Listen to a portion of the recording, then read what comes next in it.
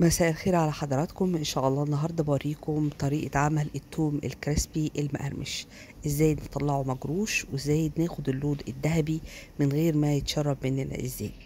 اول حاجه مطلوبه من حضرتك ان انت تجيبي فصين كبار او راسين كبار من التوم، والفص عندنا عاوزين الحبايه بتاعته تكون مليانه.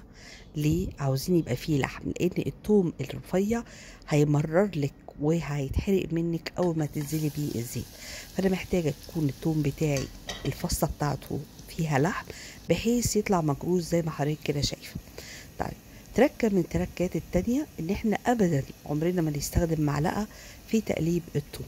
احنا هنقلب التوم زي ما حضرتك كده شايفه عن طريق هز الصينيه، وده اللي بيخلي الحبه بحبتها مقرمشه من بره وفي نفس الوقت ما تمررش مننا، وفي نفس الوقت تاخد تسكيره حلوه وتاخد كمان اللون الذهبي المقرمش.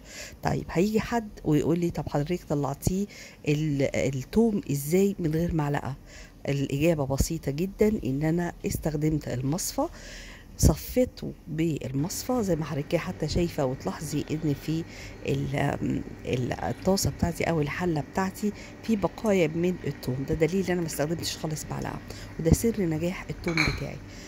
هتبدأي تصفيه بالمصفى وتتكي بالمعلقة. هنا بقى تستخدمي المعلقة عشان تنزلي بقية الزيت لو في متشرب، هيطلع معاكي كريسبي مقرمش لونه ذهبي، تقدري تستخدميه في الأكلات الحرشة المصرية بتاعتنا. تقدري تستخدميه في الكشري، في البصارة، في النودلز، بتبقى طعمه تحفة. دي كده أغلب الأكلات، بالذات كمان في الرز المفلفل زي ما حضرتك كده مبين في الشاشة.